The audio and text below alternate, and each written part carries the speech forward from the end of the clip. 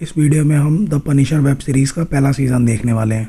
इस सीज़न में total 13 episodes हैं।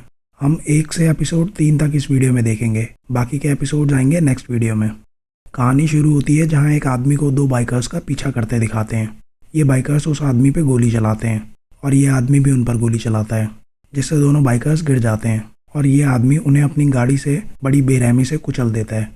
तभी मैक्सिको का सीन दिखाते हैं जहाँ एक आदमी इस किलर से बच के आया है। वो बहुत खुश होता है, लेकिन ये किलर अपनी स्नाइपर राइफल से उसका भेजा उड़ा देता है। इसके बाद एक आदमी को एयरपोर्ट टॉयलेट में दिखाते हैं।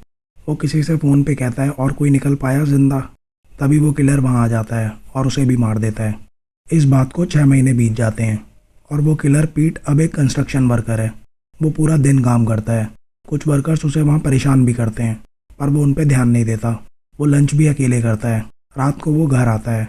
उसकी बेड साइड टेबल पे एक फ़ोटो है जिसमें उसकी बीवी और 2 बच्चे हैं। अगले दिन वो रोज़ की तरह फिर से काम पे होता है। तभी लैंस अपने ग्रुप के साथ वहाँ आता है। लैंस इस ग्रुप का लीडर है। वो पीट से कहता है, तेरी वजह से हमें ओवर टाइम नहीं मिल रहा, इतना काम क्यों करता है बे। और वो उसका टूल बॉक्स गिरा देता है जिसमें उसका लंच था। इससे पीट को गुस्सा तो बहुत आता है, पर वो दिखाता नहीं। भाई लैंस गलत जगह पंगा मत ले। फिर लैंस अपने साथियों के साथ वहाँ से चला जाता है। इनके साथ एक नया लड़का भी है। लैंस अपने 2 साथियों के साथ गाड़ी में वहाँ से चला जाता है। ये सब पीट ऊपर से देख रहा होता है। तभी वो लड़का पीट के पास आता है और अपना नाम डॉनी बताता है। डॉनी पीट को अपना लंच देता है।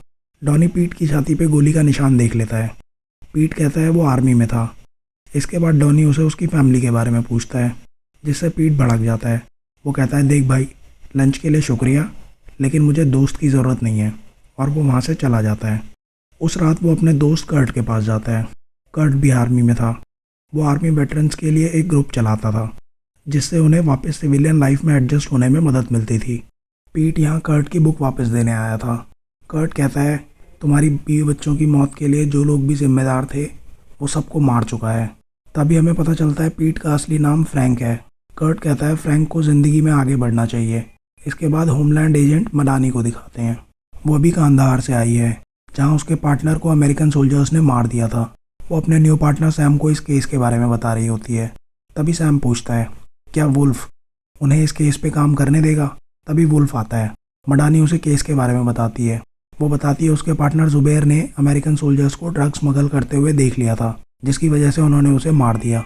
जिस पे वो कहता है, ये भी तो हो सकता है कि उसका पार्टनर करप्ट हो या किसी और वजह से उसकी जान गई हो। क्या मडानी के पास कोई सबूत है कि यूएस सोल्जर्स ने ही उसे मारा है। वो वहाँ सच का पता लगाने वाली थी, इसीलिए उसे यहाँ वापस बुला लिया। वुल्फ उसे इस केस से दूर रहने को कहता है। सैम मडानी से कहता है, वुल्फ के साथ मीटिंग तो बढ़िया रही, अब क्या करना है। मडानी उसे फ्रैंक की फाइल देती है। सैम फ्रैंक को द पनिशर नाम से बुलाता है और कहता है ये मर चुका है। मडानी कहती है, फ्रैंक मेजर स्कूनोवर की टीम में था और एक ही दिन दोनों की मौत हो गई, ये कोई इत्तेफाक नहीं हो सकता। वहीं दिखाते हैं लैंस अपने गैंग के साथ एक बार में होता है। डॉनी भी यहाँ उनके साथ है। डॉनी नशे में होता है। लैंस अपने एक साथी से कहता है उसे पैसों की ज़रूरत है, उसने न्यूची गैंग के पैसे देने हैं, वरना वो लोग उसे मार देंगे। उसका दोस्त कहता है वो अपने कज़न से बात करेगा, अगर कोई काम हुआ तो वो लैंस को बताएगा। फ्रैंक हर रात की तरह एक ही सपना देखता है, जिसमें वो अपनी बीवी को देखता था। अगले दिन लैंस का साथी उसे एक गेम के बारे में बताता है, जहाँ कोई भी हथियार के साथ नहीं आता। वहाँ बाहर बस एक गार्ड होता है। लैंस कहता है ये काम बहुत आसान है, तो इन्हें कोई लूटता क्यों नहीं। उसका दोस्त कहता है क्योंकि ये गेम न्यूची गैंग के लोग खेलते हैं। फ्रैंक वहीं बैठा होता है। वो इनकी बातें सुन लेता है। लैंस फ्रैंक को धमकाता है। वो कहता है अगर इसके बारे में किसी को भी बताया तो उसके लिए अच्छा नहीं होगा। भाई को पता नहीं है ये किसको धमका रहा है। तभी वहाँ लैंस के एक साथी को चोट लग जाती है। लैंस कहता है हमें ये काम कैंसिल करना होगा, उनको एक और आदमी की ज़रूरत है इस काम के लिए।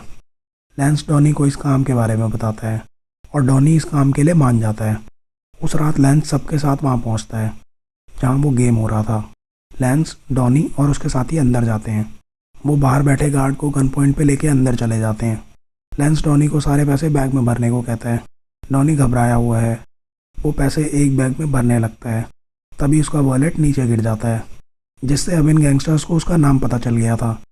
इसके बाद वो लोग वहाँ से चले जाते हैं। वहीं फ्रैंक फिर से वो सपना देखता है जहाँ कोई उसकी वाइफ को मार देता है। फ्रैंक रात को ही कंस्ट्रक्शन साइट आ जाता है और सारा गुस्सा दीवार पे निकालता है। लैंस और उसके साथी भी डॉनी को कंस्ट्रक्शन साइट पे लाते हैं। डॉनी उनसे कहता है उससे गलती हो गई। लैंस का साथी कहता है हमें इसे मारना होगा। वो लोग इसे ढूंढते हुए आएंगे। डॉनी कहता है वो उन्हें कुछ नहीं बताएगा, बस उसे यहाँ से जाने दो। लेंस सीमेंट मिक्सचर मशीन को स्टार्ट करने को कहता है। ये सब फ्रैंक ऊपर से देख रहा था। डॉनी उनसे बचने के लिए बिल्डिंग की तरफ भागता है। लेंस और उसके साथी उसका पीछा करते हैं और उसे पकड़ लेते हैं। वो उसे उठाकर सीमेंट टैंक के अंदर फेंक देते हैं। तभी वहाँ फ्रैंक आ जाता है। लेंस कहता है आज रात सब मरना क्यों चाहते हैं। इसके बाद फ्रैंक अपने हथौड़े से सबकी धुलाई करता है। लेंस का साथी वहाँ से भाग जाता है, पर वो ज़्यादा दूर नहीं भाग पाता। फ्रैंक लेंस से पूछता है ये सब कहाँ हुआ है। लेंस उसे उस जगह के बारे में बताता है। फ्रैंक लेंस को मार के सीमेंट मिक्सचर में डाल देता है और डॉनी के वहाँ से निकलने के लिए एक रस्सी छोड़ देता है। जब डॉनी ऊपर आता है तो उसे पैसों का बैग रस्सी से बंधा हुआ मिलता है, जिस पे लिखा होता है ये शहर छोड़ दो। वहीं न्यूची गैंग को दिखाते हैं जो इनको मारने की तैयारी कर रहे होते हैं। तभी वहाँ लाइट चली जाती है और गोलियाँ चलने लगती हैं। कोई उन सबको मार देता है। इन सबको मारने वाला फ्रैंक है। उसने इन्हें मार के डॉनी की जान बचाई थी। इसके बाद फ्रैंक को वहाँ से बाहर आते दिखाते हैं। उसकी इस वीडियो को कोई देख रहा होता है। वो आदमी उस वीडियो को पनिशर की वीडियो से मैच करता है और उसे पता चल जाता है कि ये फ्रैंक है। इसके बाद फ्रैंक एक डाइनर में जाता है। वहाँ वो अपना ऑर्डर देता है। तभी उसके लिए वहाँ फ़ोन आता है। ज़रूर किसी को कोई गलतफहमी हुई है, पर वो लेडी कहती है फ़ोन पे जो है उसने फ्रैंक का पूरा हुलिया बताया है। फ्रैंक फ़ोन उठाता है और वो आदमी उसे उसके असली नाम से बुलाता है। वो फ्रैंक से कहता है इस टाउन में वो अकेला नहीं है जो मर चुका है। वो फ्रैंक से एक सीडी के बारे में पूछता है जो उसने फ्रैंक के घर पे छोड़ी थी। वो फ्रैंक से कहता है फ्रैंक को पहले समझना होगा कि उसे वो क्यों नहीं मार सकता, उसके बाद वो उससे मिलेगा। इसके बाद फ्रैंक डाइनर से बाहर आता है और उस आदमी के पीछे जाता है। वो एक बिल्डिंग की छत पे पहुंचता है जहां उस आदमी ने एक फ़ोन को शीशे से बांधा होता है, जिस पे एक टॉर्च से लाइट पड़ रही थी। फ्रैंक ये लाइट देख के ही वहां आया था। फ्रैंक फ़ोन देखता है। उस पर एक कागज़ पे लिखा होता है मुझे निराश मत करना फ्रैंक। तभी उस आदमी को दिखाते हैं। वो उस डाइनर की छत पे ही होता है जहाँ पे फ्रैंक ब्रेकफास्ट कर रहा था। फिर वो वहाँ से चला जाता है। इसके बाद फ्रैंक वो सीडी देखता है जिसमें एक आदमी को टॉर्चर कर रहे थे। जिसको टॉर्चर कर रहे थे वो अहमद जुबैर था, मडानी का पार्टनर। इसमें एक आदमी उससे कुछ सवाल पूछता है और उसके ना बताने पर वहाँ खड़े एक सोल्जर से उसे मारने को कहता है। ये सोल्जर फ्रैंक था जिसने मडानी के पार्टनर को मारा था। इसके बाद फ्रैंक कर्ट से मिलने जाता है। वो कहता है कोई जानता है कि मैं जिंदा हूँ। फ्रैंक कहता है उस आदमी के पास उन सवालों के जवाब है जो मैं ढूंढ रहा हूँ। वो कहता है स्कूनोवर ने मरने से पहले कहा था मेरी बीवी और बच्चे कांदाहार की वजह से मारे गए। कर्ट पूछता है आखिर किया क्या था उसने कांदाहार में। फ्रैंक कहता है उनका ग्रुप CIA के लिए काम करता था। वो हाई लेवल टारगेट्स को पकड़ते, उनसे इन्फॉर्मेशन लेते और फिर उन्हें मार देते थे। वहीं सैम मडानी से पूछता है उसे ऐसा क्यों लगता है कि जुबैर को मारने वाले उन्हीं के लोग थे। वो सैम को कहती है कि किसी ने उसे एक वीडियो फाइल भेजी थी जिसमें उसे टॉर्चर कर रहे थे और फिर उन्होंने उसे मार दिया। वो कहती है वो वीडियो कांदाहार में किसी ने चुरा ली थी। फ्रैंक पूछता है क्या स्कूनोवर और फ्रैंक थे इस टेप में। मडानी कहती है उन सब ने मास्क पहने हुए थे। सैम कहता है लेकिन वो दोनों तो मर चुके हैं। मडानी कहती है तो वो टेप किसने चुराई। वो कहती है उस कमरे में कम से कम 7 आदमी थे, हमें बस उनका पता लगाना है। फिर वो बताती है फ्रैंक का एक दोस्त है बिली रूसो, वो दोनों एक ही यूनिट में थे और वो यहीं शहर में है। सैम कहता है वुल्फ तुम्हें उससे कभी बात नहीं करने देगा। मडानी वुल्फ को एक प्राइवेट कंपनी के थ्रू अपनी टीम की ट्रेनिंग के लिए मना लेती है। वहीं दूसरी तरफ दिखाते हैं कैरन को, जो कि एक लॉयर थी।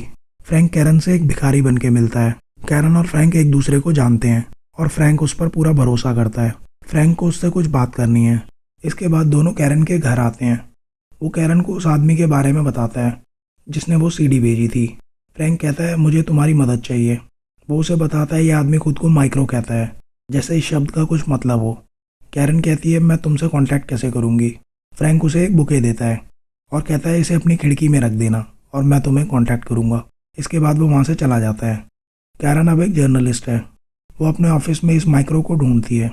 तभी उसका बॉस आता है। वो अपने बॉस से पूछती है क्या माइक्रो नाम से उसे कुछ याद आता है, कोई आर्टिकल या कुछ और। वो बताता है एक स्टोरी आई थी कुछ साल पहले। वो आर्टिकल हमने छापा नहीं था क्योंकि होमलैंड सिक्योरिटी इसमें इन्वॉल्व थी। वो कहता है शायद वो आर्टिकल अभी भी मेरे ऑफिस में हो। इसके बाद माइक्रो को दिखाते हैं। वो अपनी फैमिली को कैमरे से देख रहा होता है। उन सब के लिए वो मर चुका था। वहीं दूसरी तरफ मडानी की टीम एक प्राइवेट कंपनी के साथ ट्रेनिंग कर रही होती है। वहाँ मडानी बिली से मिलती है जो फ्रैंक के साथ आर्मी में था। ये कंपनी बिली की है। तभी वहाँ वुल्फ आ जाता है और मडानी से कहता है कांदाहार के बारे में कोई बात नहीं होगी। बिली मडानी से कहता है ऑफिस के बाद तो किसी बारे में भी बात कर सकते हैं। कैरन अपने अपार्टमेंट की खिड़की पे बुके रख देती है। इसके बाद फ्रैंक कैरन से मिलने आता है। कैरन पूछती है वो माइक्रो के साथ क्या करेगा, क्या वो उसे मार देगा। फ्रैंक कहता है वो मेरे पीछे आया है और वो जानता है मैं जिंदा हूँ। वो उसे बताती है एक इंटेलिजेंस ऑफिसर था जो कोवर्ट ऑपरेशंस की इन्फॉर्मेशन लीक करता पकड़ा गया था। वो खुद को माइक्रो कहता था। फ्रैंक पूछता है ये खबर किसी न्यूज़पेपर में क्यों नहीं है। कैरन कहती है होमलैंड एजेंट वुल्फ ने यह खबर छापने से रोक दिया था। कैरन उसे उसका असली नाम बताती है, डेविड ल्यूबरमैन। वो होमलैंड के हाथों मारा गया था। अगले दिन डेविड की वाइफ सारा घर आ रही थी, तभी फ्रैंक उसकी गाड़ी के सामने आ जाता है। डेविड ये सब देख रहा होता है। फ्रैंक के सर से खून निकल रहा होता है। सारा उसे घर में बुलाती है। डेविड को अब अपने परिवार की चिंता हो रही थी। वो गन लेता है और सीधा पहुंचता है अपने घर के बाहर। वो वहां बाहर से फ्रैंक को कॉल करता है, पर फ्रैंक ने फ़ोन से पहले ही सिम निकाल दिया होता है। जैसे ही वो गाड़ी से उतरता है तभी उसे फ्रैंक घर से बाहर आता दिखता है। इसके बाद डेविड वापस आ जाता है। फ्रैंक अपना हुलिया बदल के जहाँ वो रह रहा था वहाँ से निकल जाता है। वो अपनी चाल भी बदल लेता है ताकि डेविड उसे ढूंढ ना सके। वहीं डेविड फ्रैंक को ढूंढने की कोशिश कर रहा था, पर कोई फ़ायदा नहीं होता। वुल्फ अपने घर आता है। वहाँ फ्रैंक उसका इंतज़ार कर रहा होता है। दोनों के बीच लड़ाई होती है और लास्ट में फ्रैंक वुल्फ को एक चेयर पे बांध देता है। फ्रैंक बड़े प्यार से उससे डेविड के बारे में पूछता है। तभी वुल्फ अपने हाथ खोल लेता है और फ्रैंक की गन ले लेता है। जैसे ही वो उसका मास्क उतारता है वो फ्रैंक को देख के चौंक जाता है। वुल्फ कहता है तुम्हारी फैमिली को भी हमने ही मारा था, हमें लगा था तुमने डेविड को वो वीडियो भेजी थी। फ्रैंक कहता है बंदूक में गोली नहीं है बावले, और उसके बाद फ्रैंक उसे मार देता है। उधर बिली और मडानी एक बार में बैठे होते हैं। वो उससे पूछती है तुमने बताया नहीं तुम किस यूनिट में थे। बिली इस सवाल को टाल देता है। इसके बाद मडानी बिली की पूरी आर्मी हिस्ट्री बता देती है। वो कहता है मेरी फाइल पढ़ी है तुमने, क्या मैं सस्पेक्ट हूँ किसी केस में। मडानी उससे पूछती है तुमने फ्रैंक के साथ सर्व किया है। बिली कहता है हम दोनों अच्छे दोस्त थे। ये सुन के मडानी थोड़ा चौंक जाती है। बिली कहता है क्या हुआ, ये फाइल में नहीं था क्या। मडानी पूछती है क्या फ्रैंक वहाँ ड्रग्स में इन्वॉल्व था। बिली कहता है अगर वो फ्रैंक को जानती तो वो ये सवाल नहीं करती। तभी मडानी को एक मैसेज आता है और वो वहाँ से चली जाती है। वो वुल्फ के घर पहुँचती है। सैम कहता है वुल्फ के मरने के बाद मडानी एक्टिंग एजेंट इंचार्ज है। अगले दिन फ्रैंक फिर से उस डाइनर में ब्रेकफास्ट कर रहा होता है। तभी उसे डेविड का कॉल आता है। फ्रैंक पूछता है उसने उसे ढूंढा कैसे। डेविड कहता है मैं बस इंतज़ार कर रहा था कि कब तुम कुछ क्रिमिनल्स को मारोगे और मैंने वहाँ के कैमरेज चेक किए। डेविड पूछता है तुम मेरे घर क्यों गए थे, जिस पर फ्रैंक कहता है अब मैं जैसा बोलता हूँ वैसा कर। उसके बाद वो डेविड को 20 मिनट का समय देता है और उसे एक ब्रिज के पास बुलाता है। उसके बाद वो डेविड को पूरा शहर घुमाता है। लास्ट में वो उसे एक कब्रिस्तान में बुलाता है। कर्ट उस पर नज़र रख रहा था कि वो अकेला है या नहीं। वो फ्रैंक को बताता है कि डेविड अकेला है। फ्रैंक डेविड को उसकी कब्र के पास बुलाता है जहाँ उसे कर्ट मिलता है। कर्ट उसे कहता है कि फ्रैंक को ढूंढना बंद करो, अगर तुमने ऐसा नहीं किया तो वो फिर से तुम्हारे घर जाएगा। इसके बाद वो वहाँ से चला जाता है और डेविड भी अपने अड्डे पे आ जाता है। डेविड को फ्रैंक की मदद चाहिए थी, पर अब वो परेशान है। तभी उसकी गाड़ी की डिग्गी में से फ्रैंक निकलता है और उसके सामने आ जाता है। फ्रैंक को देख के डेविड खुश हो जाता है, पर ज़्यादा देर के लिए नहीं। जब डेविड को होश आता है तो वो नंगा एक चेयर से बंधा होता है। वो फ्रैंक से कहता है इसकी ज़रूरत नहीं है, मैं सिर्फ तुमसे बात करना चाहता हूँ और ये जगह एकदम सेफ है। तभी एक अलार्म बजने लगता है। फ्रैंक पूछता है क्या है ये। डेविड कहता है यहाँ बॉम्ब्स लगे हैं और अगर 3 मिनट के अंदर मैंने उस कंप्यूटर में कोड नहीं डाला तो ये जगह तबाह हो जाएगी। फ्रैंक उससे पासवर्ड पूछता है। डेविड कहता है पासवर्ड मेरा रेटिना स्कैन है, पर फ्रैंक को लगता है वो झूठ बोल रहा है। डेविड कंप्यूटर के पास जाने की कोशिश करता है। इसके बाद फ्रैंक उसका एक हाथ खोल देता है और डेविड पासकोड एंटर करता है। फ्रैंक उसे बॉम्ब को डिसेबल करने को कहता है। डेविड कहता है वो ऐसा नहीं कर सकता। फ्रैंक डेविड को बताता है कि टॉर्चर कैसे किया जाता है। इसके बाद डेविड उसे सब कुछ बताता है। वो कहता है वो NSA में एक इंटेलिजेंस ऑफिसर था और वो अफगानिस्तान से आई इंटेलिजेंस पे काम कर रहा था। एक दिन उसके पास एक CD आई जिसमें वो वीडियो थी और उसने वो वीडियो होमलैंड एजेंट मडानी को भेजी थी।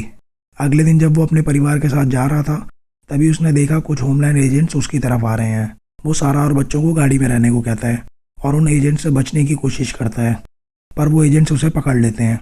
उसे पकड़ने वाला वुल्फ था। तभी सारा भी वहाँ आ जाती है। वो सारा को वहाँ से जाने को कहता है।